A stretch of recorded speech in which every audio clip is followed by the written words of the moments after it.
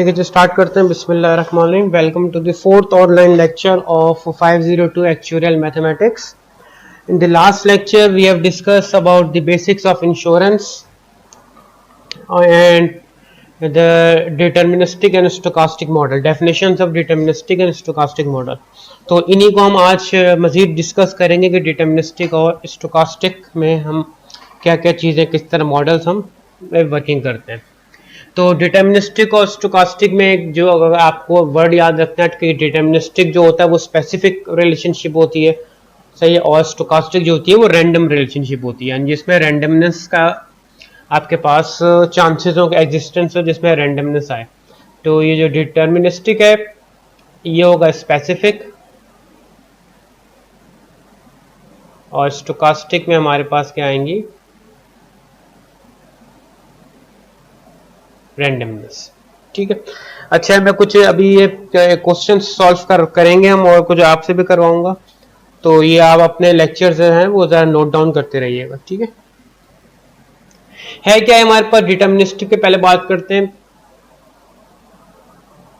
Exact relationship between dependent and independent variable can be observe through deterministic model, which means that we can exactly or uniquely, तो ये exactly or uniquely determine the value of a dependent variable for a given value of independent variable. यानी अगर एक ऐसा model जो हमें क्या दे दे, exact value दे दे, सही है, या यूनिकली वैल्यू दे, यूनिक वैल्यू या एग्जैक्ट वैल्यू हमें निकाल के दे दे किसी भी डिपेंडेंट वेरिएबल की, इन उस वक्त जब हमारे पास इंडिपेंडेंट वेरिएबल्स की वैल्यू क्या हो, गिवन हो, तो हम इसको कहेंगे डिटर्मिनिस्टिक यानी स्पेसिफिक.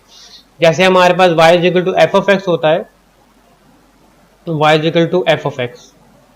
अब इसमें कोई मुझे बताएगा कि डिपेंडेंट कौन सा वेरिएबल और इंडिपेंडेंट कौन सा है.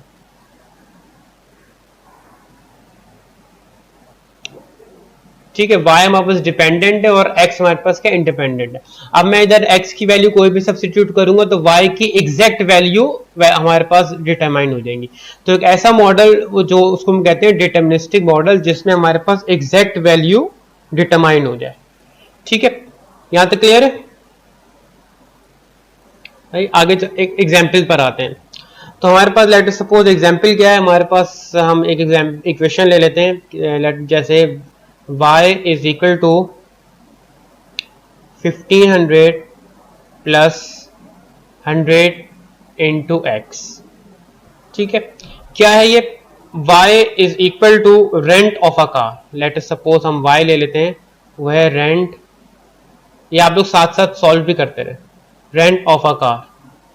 x क्या है, x है number of kilometres, number of kilometre. ठीक है. अच्छा जी, इनिशियल रेंट जो है वो कितना है, वो है 1500 जो यहां आपको नजर आ रहा है. और जो कार मूव करेगी पर किलोमीटर कितने चार्ज करेंगे, चार्ज पर किलोमीटर वो होंगे 100 जो यहां पर गिवन है. ठीक है, एक इक्वेशन है. ये इक्वेशन कोई बता सकता है कौन सी इक्वेशन है ना. सही है, ये हमारे पास अभी जो है वो लीनियर है, इसके साथ में एरर लगा दूंगा तो ये रेग्रेशन बन जाएगी. ठीक है. अच्छा, अभी लीनियर इस तरह है कि हम क्या करेंगे, इसमें हमने x की वैल्यू सब्स्टिट्यूट करनी है, तो हमारे पास उस किलोमीटर की एग्जैक्ट रेंट निकल कर आ जाएगा कार का, जितने किलोमीटर वो गाड़ी मूव की होगी. तो हम ये हमारा y जो है वो डिपेंडेंट वेरिएबल है, x हमारे पास क्या इंडिपेंडेंट वेरिएबल है. y क्या शो करेगा, rent of a car show करेगा, और x जो होगा जितनी किलोमीटर हमने उस गाड़ी को मूव किया या चलाया होगा. ये 1500 इनिशियल रेंट है, यानी जब आप कोई गाड़ी रेंट पे लेने जाते हैं तो कोई आपको इनिशियल अमाउंट सबसे रखवानी पड़ती है. तो लेट अस सपोज ये हम क्या कर रहे हैं, जो 1500 है ये इसका इनिशियल रेंट है. ठीक है,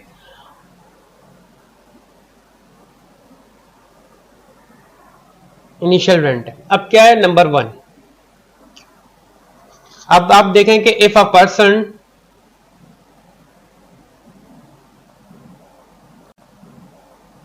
take a car, if a person take a car and cover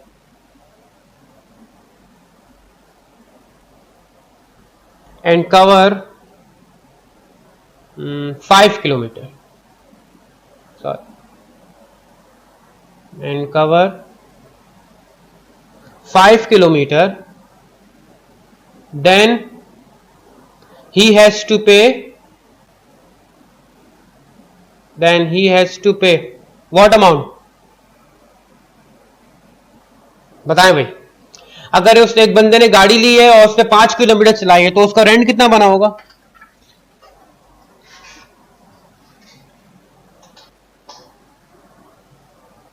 हम्म 2000 बना होगा। ठीक है, यानी क्या इसका मतलब ये होगा, ये जो हमारे पास किलोमीटर है, ये जो किलोमीटर है ये वैल्यू है एक्स की, यानी उसने एक्स 5 किलोमीटर चला, तो इस 5 को हम यहां सब्स्टिट्यूट कर दें और सॉल्व कर लें तो ये बन जाएगा इसका इनिशियल कितना रेंट, वो टोटल रेंट कितना बन जाएगा 2000। इनिशियल उसने 1500 किए हुए, तो वो 500 मोर पे करेगा और 5 किलोमीटर जो उसने गाड़ी जितनी भी रन की होगी उसका पेमेंट करेगी। ठीक है, y is equal to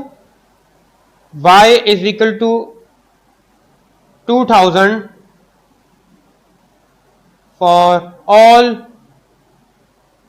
for all those who take car, for all those, बोले कुछ पूछ रहे हैं? अच्छा, y is equal to 2000 for all those who take car and cover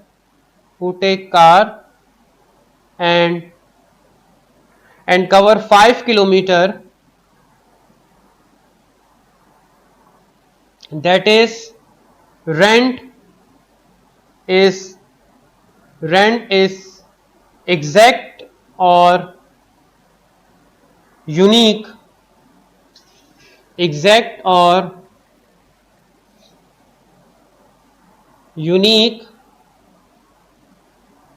for all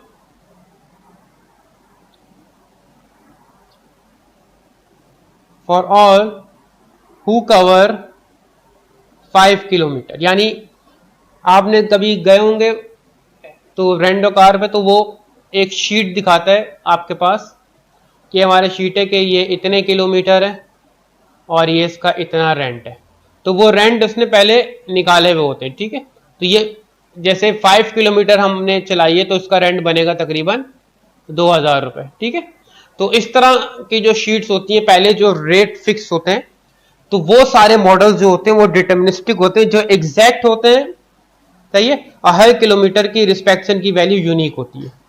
ठीक है, तो ये एक सिंपल सी हमारे पास एग्जांपल थी जिसमें हम कोई से भी इंडिपेंडेंट और वैल्यू पुट करेंगे इंडिपेंडेंट वेरिएबल की यहां पर, तो हमारे पास क्या आ जाएगा, डिपेंडेंट वेरिएबल की वैल्यू आ जाएगी। तो एक ऐसी इक्वेशन या ऐसा मॉडल जो एग्जैक्ट वैल्यू आपको प्रोवाइड कर दे वो डिटर्मिनिस्टिक मॉडल कहलाता है। यहां तक क्लियर है? ठीक है, तो हम क्या कह सकते हैं, हम एक फ्लो बना सकते हैं कि एक ऐसा मैथमेटिकल या फिर हम इसको कह सकते हैं एक ऐसा डिटर्मिनिस्टिक मैथमेटिकल और डिटर्मिनिस्टिक मॉडल।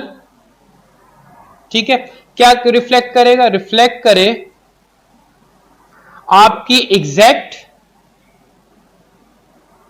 रिलेशनशिप,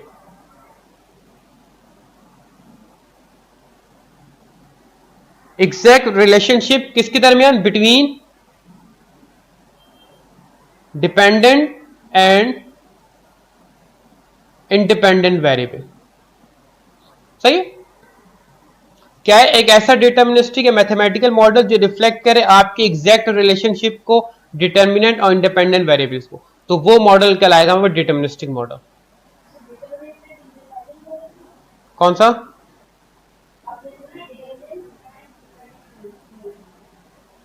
नहीं, डिपेंडेंट और इंडिपेंडेंट वेरिएबल दो थे ना, एक्स और वाई, वो कह रहा हूं, यानी एक ऐसी exact relationship dependent and independent variable, यानी वाई और एक्स के दरमियान एक ऐसी रिलेशनशिप जो एग्जैक्ट आंसर दे दे या यूनिक आंसर दे दे, उसको हम कहेंगे डिटर्मिनिस्टिक मॉडल है ये, ठीक है। ये फेल कहां होगा, कोई बता सकता है? इट फेल्स कब होगा? नहीं, एक ऐसी रिलेशनशिप जिसमें ये मॉडल ना फिट हो रहा हो डिटर्मिनिस्टिक, ताकि हम दूसरे मॉडल की तरह मूव करें, तो वो कंडीशन कैसे चेक करेंगे?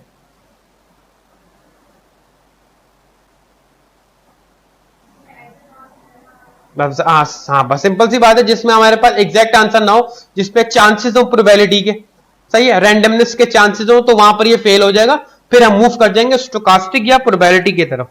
तो इसकी फेल या इसका जो ड्रॉबैक है वो है non exact relationship, non exact relationship, वहां पर ये फेल हो जाएगा।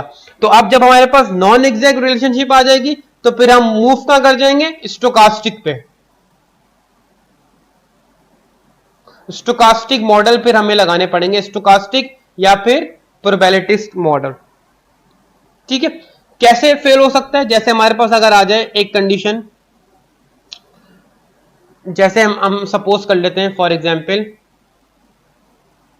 कि नंबर 1 क्या हम कह सकते हैं कि we can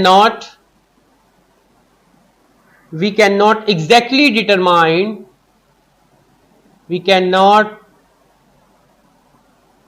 we cannot exactly determine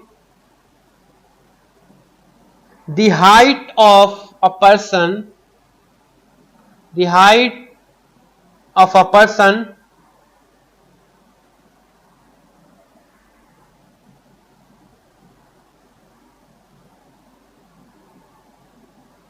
the height of a person from the given age, from the given age, ठीक है ना। हम एग्जैक्ट ही बता सकते हैं, हो सकता है कभी कभार आपने ऐसा भी देखा है कि कुछ लोगों की एज ज्यादा होती है लेकिन उनकी हाइट छोटी होती है, या कुछ लोगों की हाइट बहुत ज्यादा बड़ी होती है लेकिन उनकी एज कम होती है।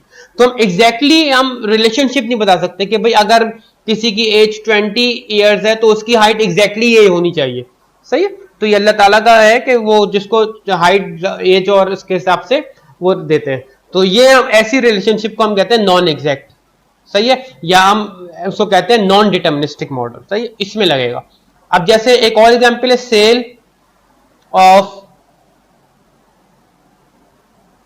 Sale of ice cream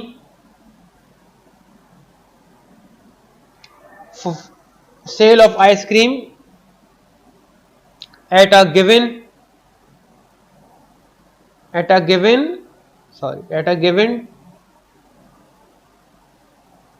given temperature. ये भी जरूरी नहीं है टेम्परेचर, सर्दियों में भी आइसक्रीम खाते हैं लोग, सही है। तो एग्जैक्ट नहीं बता सकते आप सेल टेम्परेचर की रिस्पेक्ट से। Number 3,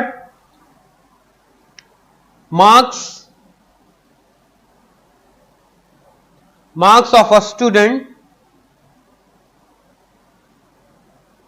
marks of a student from study hour,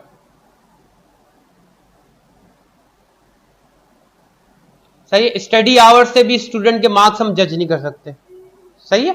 हो सकता है कि कुछ ऐसे स्टूडेंट्स शार्प माइंडेड होते हैं जो कम वक्त में ज्यादा वो गेन कर लेते हैं, या कुछ ऐसे स्टूडेंट्स होते हैं जिनको बहुत ज्यादा टाइम लगता है कुछ बातें समझने के लिए, ठीक है। एक और देख लेते हैं, नंबर 4, कंजम्पशन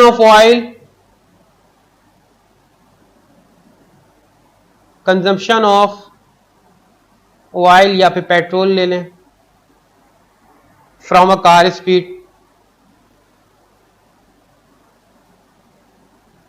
ठीक है।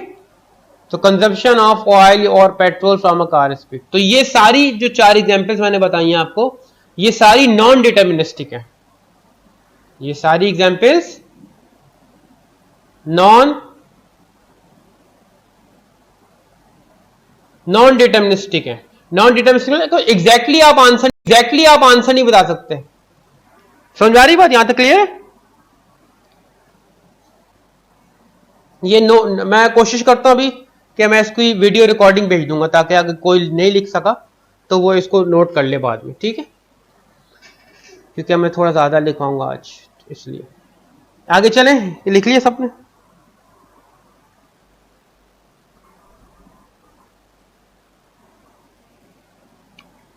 ठीक है, तो इन तमाम केसेस में हमने क्या देखा? In all such cases, in all such cases there must be some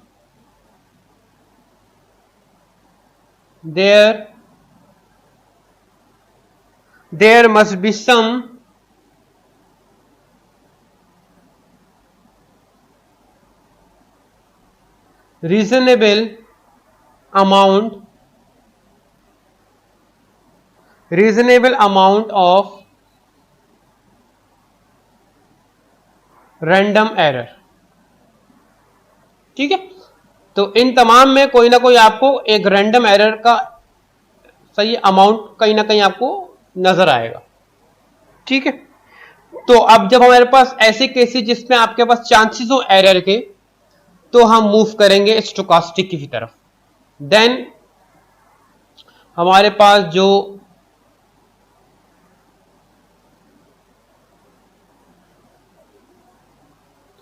पास जो होंगे नॉन डिटर्मिनिस्टिक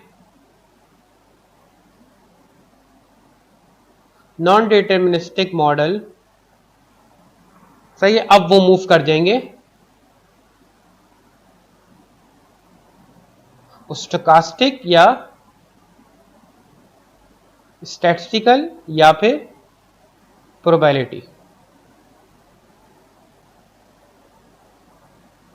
प्रोबेबिलिटी मॉडल की तरफ, जिसके अंदर हमारे पास क्या मौजूद होगी?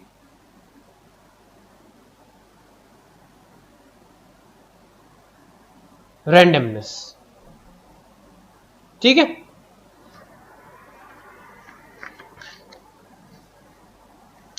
फॉर एग्जाम्पल इसकी कोई एग्जाम्पल देखते हैं, आ जाए। फॉर एग्जाम्पल अब हम एक इक्वेशन लेते हैं, y is equal to a plus B X plus error. ये रेग्रेशन हो गई, सही, जिसमें एरर होगा। जिसमें एरर नहीं है तो वो लीनियर, यानी आपके पास स्ट्रेट लाइन की इक्वेशन में बन जाएगा। अब हम कहते हैं y is equal to a plus B X, सही है। ये हमारे पास इस तरह की इक्वेशंस जो होंगे वो ज्यादातर क्या होती है? स्टोकास्टिक नेचर की होती है।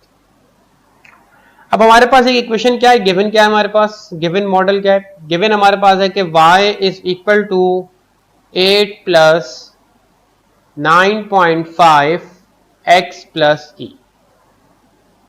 ठीक है, स्क्रीन शेयर हो रही है ना सबसे?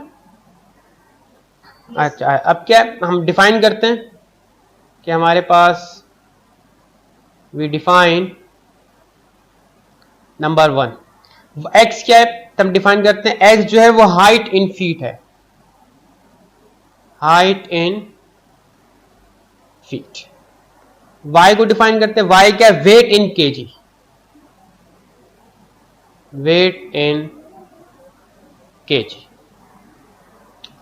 e क्या है? e एरर है, रैंडम एरर, कुछ भी हो सकता है। ए क्या? इनिशियल वेट,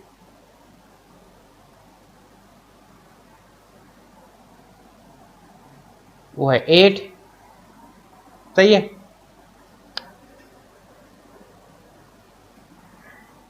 अच्छा, बी क्या है? वेट इंक्रीज,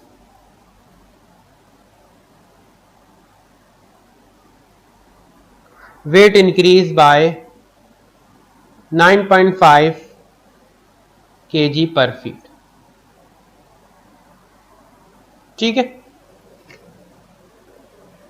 ये लिख लें आप लोग। x हमारे पास है हाइट इन फीट, y हमारे पास है वेट इन केजी, ई हमारे पास कोई भी रैंडम एरर हो सकता है, उसको निकालना है। अब ये नहीं निकालेंगे, मैंने जरूरत ही नहीं निकालनी, हमें सिर्फ क्या करना है? मॉडल की इक्वेशंस को रीड करना है, कौन सी इक्वेशन किस तरह हो सकती है। ए क्या है? इनिशियल वेट हमारे पास गिवन है 8 kg, और अगर ये वेट बढ़ा है 9.5 kg पर फीट, इंक्रीज बाय 9.5 kg पर फीट, तो वो हम बी फैक्टर ले रहे हैं, और 9.5 के रेट से आपका वेट बढ़ेगा, तो ये हमें एक्स की वैल्यू यहां पर इंडिपेंडेंट वेरिएबल होगी, वाई पर डिपेंडेंट, यानी एक्स की वैल्यू पुट करते रहेंगे तो वाई के रिस्पेक्ट से हमें आ जाएगा, वेट आता रहेगा। अब क्या है, क्या निकालना है, अब आते हैं number 1। If a person height,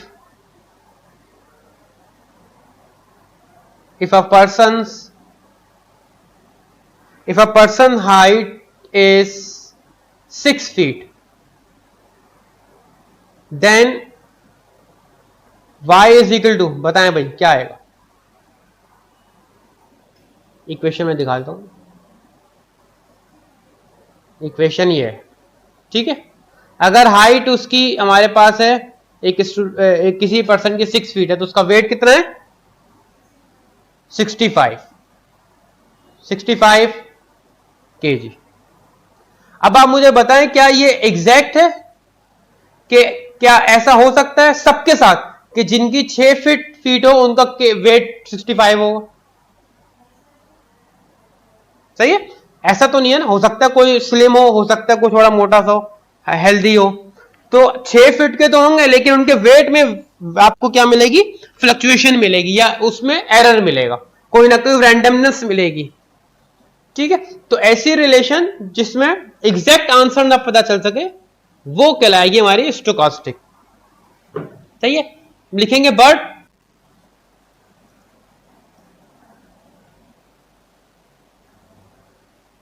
y is equal to 65 is not unique, is not unique for all those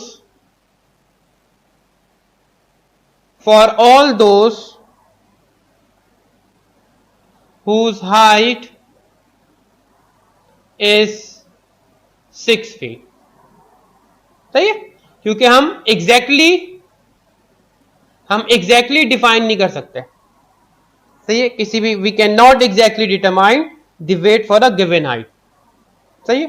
तो अब इसका मतलब क्या हुआ, इसका मतलब ये हुआ कि दिस इंप्लाइज दैट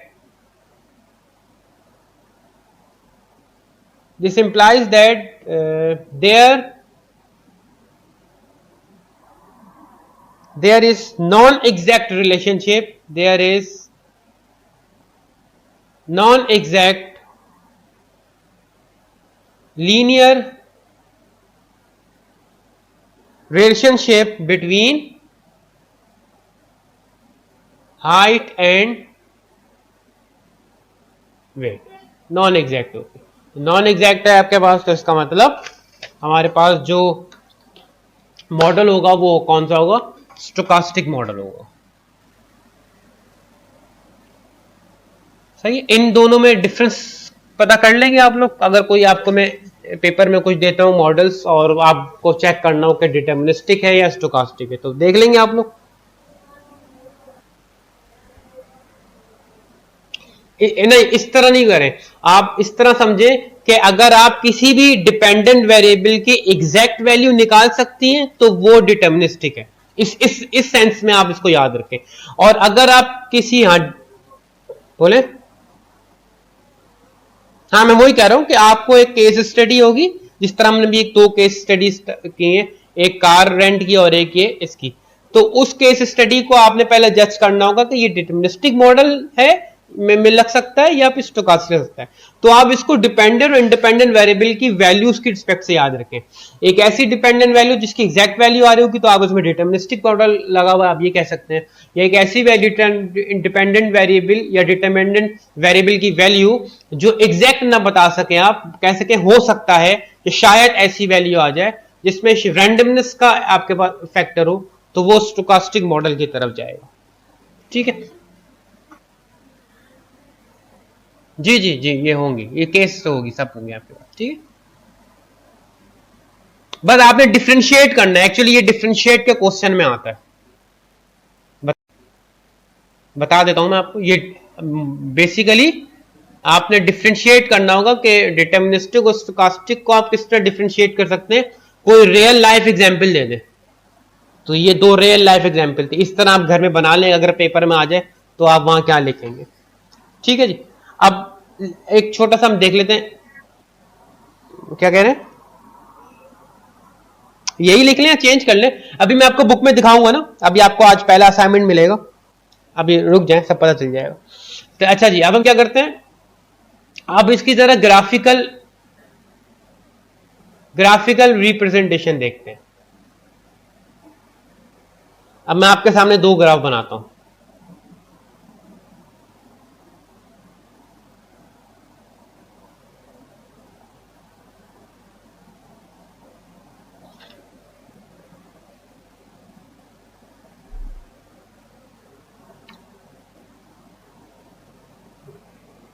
ये टच ज्यादा,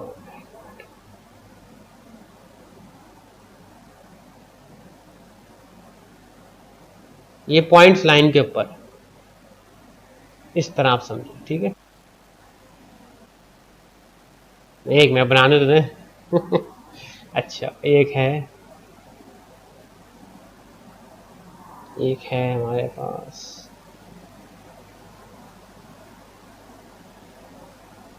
कुछ स्कैटर्ड पॉइंट्स,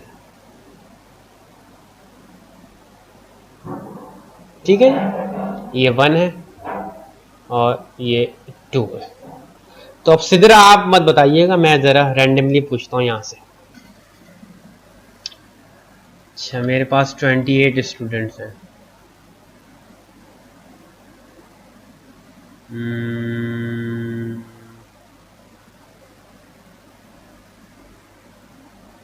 मोहम्मद सभी हैं क्लास में?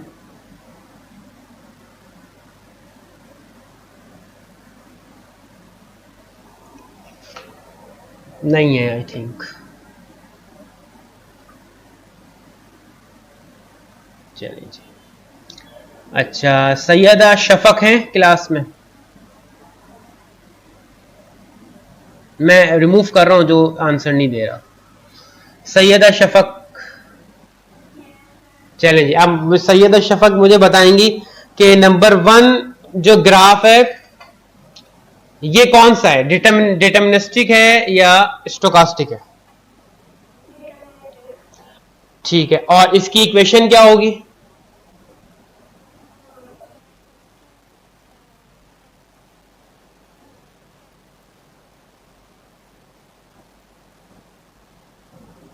ए एक्स प्लस बी, ठीक है, ये है डिटर्मिनिस्टिक। ठीक है जी, म्यूट कर लें आप, किसी और से पूछते हैं आप। एक और, जुबैर शुएब हैं क्लास में? जुबैर शुएब,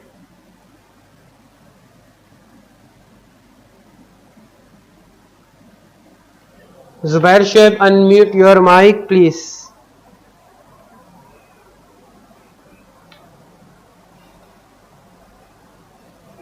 नहीं है शायद ही क्लास में।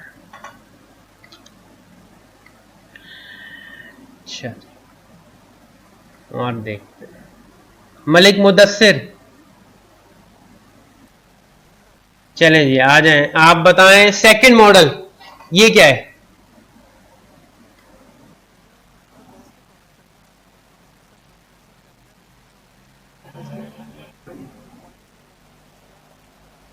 ठीक है, वेरी गुड। और इसकी इक्वेशन क्या होनी चाहिए? हाँ, तो A X plus B plus R, ठीक है शाबाश। ये स्टोकास्टिक है, ये इसको हम कहते हैं स्कैटर्ड। अगर आप एक्सेल में करें तो ये स्कैटल प्लॉट है, ठीक है शाबाश। अनम्यूट हो, म्यूट कर लें। चलिए, तो ये हमारे पास, अच्छा, अब ये ए प्लस बी एक्स भी हो सकता है बहुत सी बुक में, या ए एक्स प्लस बी हो सकता है। ये बस ये देखना है कि जिसके रिस्पेक्ट से एक्स होगा वो उसका कोफिशिएंट होगा। तो इस तरह की हमारे पास क्या है, कुछ मॉडल्स आज हमने देखे कि डिटर्मिनिस्टिक मॉडल क्या हो सकते हैं और स्टोकास्टिक क्या होते हैं। तो अब मैं आपको हम बुक की तरफ मूव करते हैं। हमारे पास जो डोनाल्ड की बुक मैंने आपको सेंड की थी, उसमें आपके पास चैप्टर है, चैप्टर 2, वो है डिटर्मिनिस्टिक मॉडल। ये स्क्रीन शेयर हो रही है सबसे, बेसिक डिटर्मिनिस्टिक मॉडल की, ठीक है। चलिए, बेसिक डिटर्मिनिस्टिक मॉडल में आपने क्या किया, ये आपका पहला असाइनमेंट है।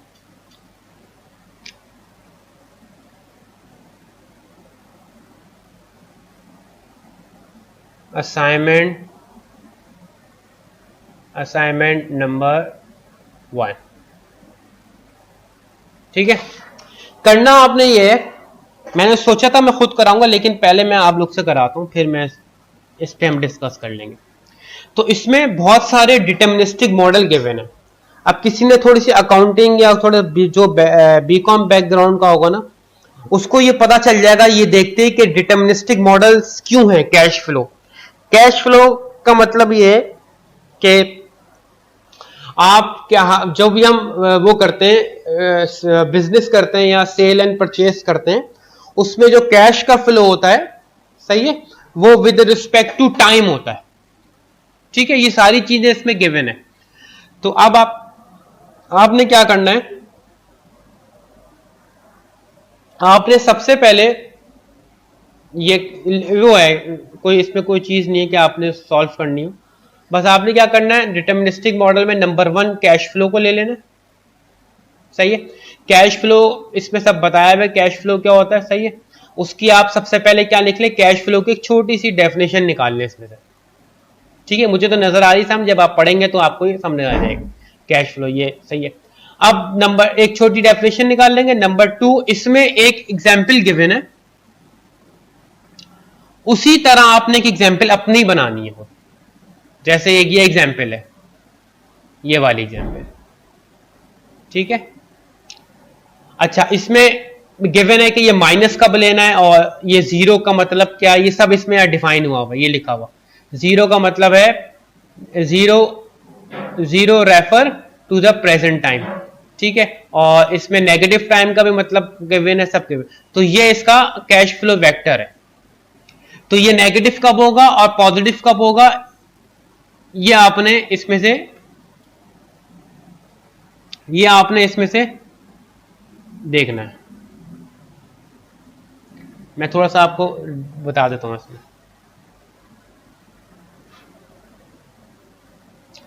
जैसे हमारे पास ये है, a positive value of C K denotes the sum to be received. अगर आप कोई सम, कैश का सम रिसीव करेंगे तो वो क्या होगा, पॉजिटिव शो होगा। ठीक है, पॉजिटिव वैल्यू शो होगी। और अगर आप क्या कर रहे हैं, negative value indicate that a some is paid. अगर आप कोई पेड कर रहे हैं, लोन अगर आपने लिया है, किसी से पैसे लिए हुए, और अगर आप उसको पेड कर रहे हैं, तो वो क्या होगा, नेगेटिव होगा। एग्जाम्पल में यही है कि suppose I land you 10 units of capital now, अभी मैं आपको 10 यूनिट ऑफ कैपिटल दे रहा हूं, और मजीद 5 में 1 साल में आपको देता हूं, तो टोटल कैपिटल कितने होगा इसके हैं? नहीं, अभी माइनस छोड़ दें, बट टोटल कैपिटल कितना होगा, 15 होगा। सही है, 15 कैपिटल वो आपको दे रहा है उधार पे। सही है, क्या शर्त रख रहा है, you repay the loan by making 3 yearly payments. वो कह रहा है 3 साल में आपने क्या करना है, इसकी पेमेंट करनी है। किस तरह करनी है, 3 yearly payment of 7 unit each beginning 3 years from now. आज से अगले 3 साल के लिए आपने मुझे 7-7 यूनिट के हिसाब से लोन पे करना है। तो वो दे कितना रहा है, 15, और रिसीव कितना करेगा उससे, 21 करेगा।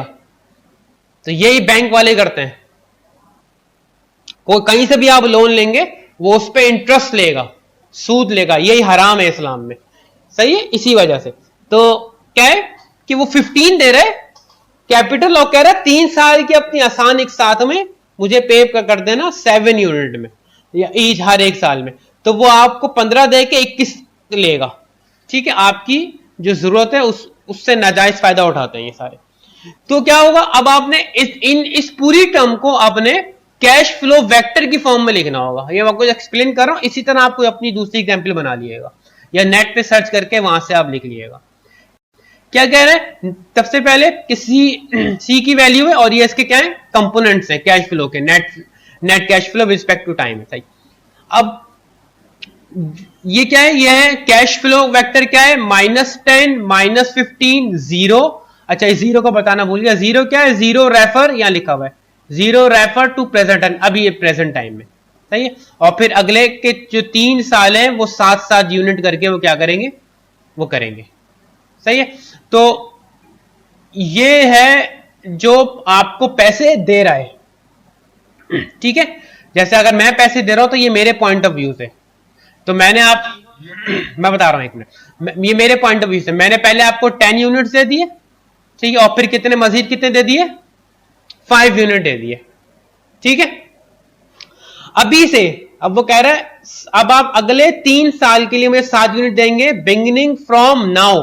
नाउ का मतलब 0 से स्टार्ट करेंगे और अगले 3 साल में 8 से टाइम स्टार्ट हो गया है, तो अभी तो आपने मुझे कुछ नहीं देना।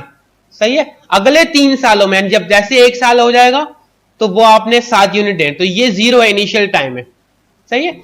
और फिर ये 1 ईयर, फिर 2 ईयर और फिर 3 ईयर। तो ये मेरा कैश फ्लो की इक्वेशन है, जो पैसे देगा, जो कैपिटल देगा उसका ये वेक्टर है, कैश फ्लो वेक्टर, ठीक है। अब आपने पैसे ले लिए, कैपिटल ले ली, तो आपके पॉइंट ऑफ व्यू से आपका ट्रांसैक्शन या कैश फ्लो वेक्टर क्या बनना चाहिए, -C।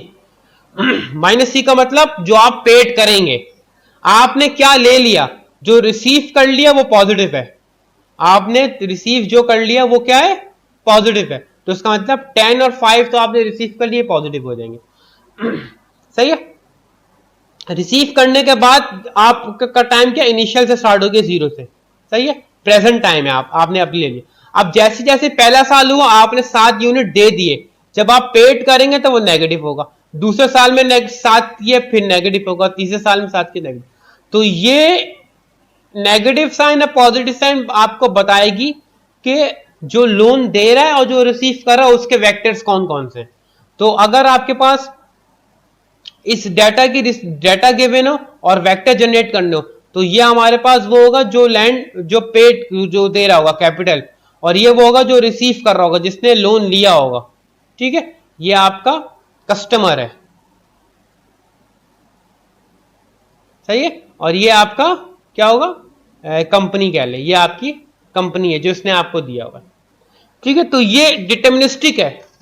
डिटर्मिनिस्टिक इस तरह है कि पहले फिक्स कर ली बात, आपकी और मेरी पहली बात फिक्स्ड हो गई है कि 3 साल में आपने इतने देने, फिक्स्ड हो गई है। जो चीज फिक्स्ड हो जाए विच इज हराम। इस्लाम क्या कहता है कि वक्त के साथ साथ लॉस एंड प्रॉफिट का अगर मामला आ जाएगा, वक्त के साथ साथ जिसमें लॉस और प्रॉफिट दोनों को हो, कंपनी को भी हो और कस्टमर को भी हो, और यह भी कहा जाता है कि लॉस कंपनी शेयर करे, प्रॉफिट रखे कस्टमर को, इतनी इजाजत हो तो ये हलाल है। सही है। तो ये डिफरेंस है इंश्योरेंस में, इस्लामिक इंश्योरेंस, इस्लामिक बैंकिंग में। तो इस तरह की आपने एक छोटी सी एग्जांपल निकालनी है, पहले डिटर्मिनिस्टिक मॉडल की लिखनी है डेफिनेशन के साथ, इसकी एक डेली लाइफ एग्जांपल, एक छोटी सी डेली लाइफ एग्जांपल, और उसका क्या बनाना है, वेक्टर बना के आपने शो करना है। सही है। एक डिटर्मिनिस्टिक मॉडल हम कैश फ्लो का ले लेते हैं। कुछ क्वेश्चन है कि इसमें कि किस तरह से आप पढ़ेंगे तो आपको क्लियर हो जाएगा, बस आपको उसको रीड करना है, एग्जाम के पॉइंट ऑफ व्यू से नहीं है। एग्जाम के पॉइंट ऑफ व्यू से डेफिनेशन है और रियल लाइफ एग्जांपल है, ठीक है। सेकंड ये छोड़ दें, इस पर आ जाए, डिस्काउंट फंक्शन। सेकंड हमारे पास क्या है, सेकंड डिटर्मिनिस्टिक मॉडल आपने पढ़ना है डिस्काउंट फंक्शन, ठीक है। ये भी सीक्वेंस होती है हमारे पास कैश फ्लो की। इसमें जो रिलेशनशिप है डिस्काउंट फंक्शन का, जो फॉर्मूला है या जो रिलेशनशिप है वो है v of s t is equal to v of s t into v of t u is equal to v of s u. अब मुझे कोई बता सकता है ये मैथमेटिक्स में आपने कहां पढ़ा है, ये फॉर्मूला इस तरह का? गौर करें, अगर आप सेट थ्योरी पढ़ी है तो उसमें ये कहीं आया होगा आपको, किसी एक प्रॉपर्टी में था इस तरह का।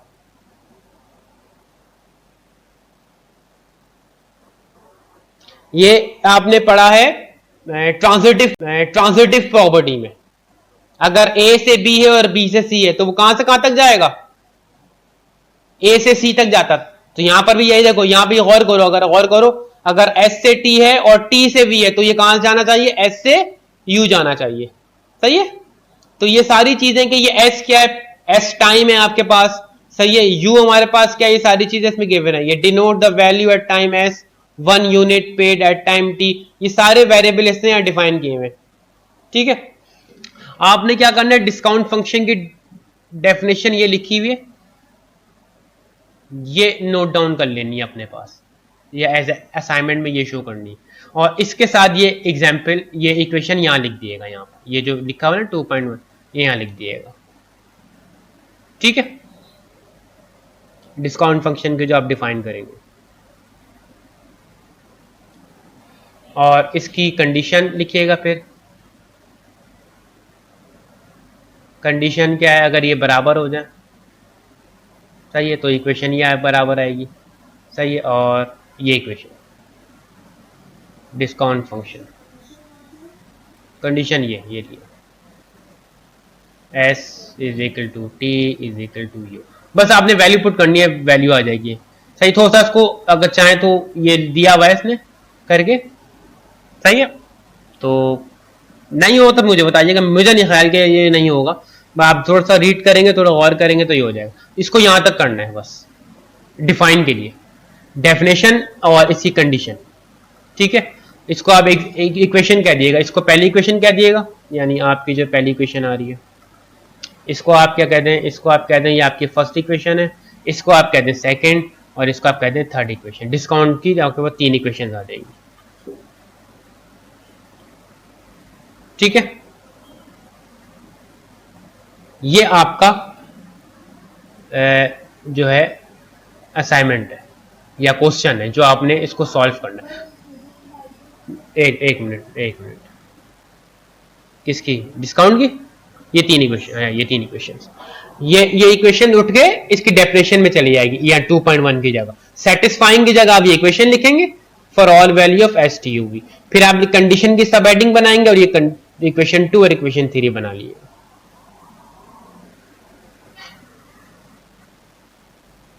चले आगे। अच्छा जी, अब आपने क्या करना, इसकी प्रैक्टिकल एग्जांपल यहां गिवन है, इसको आपने सॉल्व करना है। इसमें कुछ चीजें मिस हैं या कुछ चीजें डायरेक्ट दी हुई है, जैसे मैं जिस पे क्वेश्चन मार्क लगा रहा हूं ना, आपने इसकी कोई अपनी एग्जांपल ही बनानी, इसी को सॉल्व करनी है। ठीक है, इसी वाले को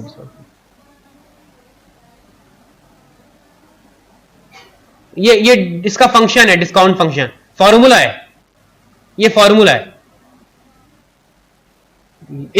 अब इस फॉर्मूले में कंडीशन रखोगी तो ये निकलेगा ना, ये बनाओ। ठीक है, एस और टी और यू अगर बराबर आ जाए, टाइम, यूनिट और सेल आपके बराबर आ जाए, तो वो वेक्टर आपने निकालना होगा, ऑब्वियस रिलेशनशिप। सही है, ये रिलेशनशिप आपने बनानी होंगी। तो अभी जो कंडीशन आपके पास इसमें गिवन है, अगर आप पेपर में कुछ दूसरी आती है कंडीशन, तो आपने यहाँ इस इक्वेशन में पुट करके वैल्यू आपने निकालनी होगी, जैसे इसने निकाली है 1। सही है, ये करेंसी से रिलेटेड है, जब आप रीड करेंगे ना उसका पैराग्राफ, तो आपको ये सब क्लियर हो जाएगा। अच्छा, इसमें आपने कोई डेली लाइफ की एग्जांपल निकलनी, बल्कि इसी को सॉल्व करना है, डिस्काउंट फंक्शन की एग्जांपल को। अच्छा, मैं क्या कह रहा हूं, मैं कह रहा था इसमें कुछ स्टेप्स डायरेक्ट हुए हैं। सही है, वर्डिंग को छोड़ के आप चाहे तो कुछ कम कर सकती है वर्डिंग, और डिफाइन करना है। आपने क्या डिफाइन करना, आपने इसको बताना है कि ये कैसे आ गया। वैसे तो लिखा हुआ ये इसने एग्जाम्पल 2.3 से और एग्जाम्पल 2.1, यानी हमारी इक्वेशन 1 से और हमारी इक्वेशन 3 से इसने ये ड्राइव किया है। तो इसको आप जरा ड्राइव कर लेगा, 2-3 स्टेप में बता दिएगा। ठीक है, कि ये डिस्काउंट फंक्शन कैसे कैलकुलेट किया इसने। ठीक है, और ये इक्वेशन नंबर, ये जो सारी इक्वेशन इसने की हुई है, इनको आपने सॉल्व करना। अब एग्जाम्पल इसने दी हुई है 4 की। सही है, अब एग्जाम में मैं n की वैल्यू चेंज कर दूंगा, लेट अस सपोज 5 कर दूं या 2 कर दूं या 6 कर दूं, तो आपने इन वेक्टर्स को इस तरह डिफाइन करके ये इक्वेशंस निकालनी होंगी। तो इस इक्वेशन को आप क्या कर लें, इस पूरे एग्जाम्पल को सॉल्व कर लें। नहीं समझ में आए तो नेक्स्ट क्लास में फिर हम कर लेंगे। सही है, लेकिन आप इसको ट्राई करें। ये मैथमेटिक्स की बस वो है, इक्वेशंस को इक्वेट करना, क्रॉस मल्टीप्लाई करना और वेक्टर्स की वैल्यूज निकालनी। ठीक है, तो डिटर्मिनिस्टिक के हम क्या कर रहे हैं, 2 आपको मैं मॉडल करा रहा हूं बस इसमें। एक डिस्काउंट फंक्शन, वैसे तो बहुत सारे हैं, कैश फ्लो रख लेते हैं और डिस्काउंट फंक्शन रख लेते हैं। एक और भी आगे बहुत सारे, इंटरेस्ट एंड डिस्काउंट रेट, सही है। तो ये नहीं है हमारे इसमें, बस हमारे पास क्या है कि डिटर्मिनिस्टिक की कुछ वैल्यू। आप ये लिख सकते हैं कि अगर आपके पास आता है कि list the deterministic model in actuarial sciences, तो फिर आप ये नाम बस लिख सकते हैं, cash flow, discount, interest, actual equivalence, ये नाम आप लिख सकते हैं।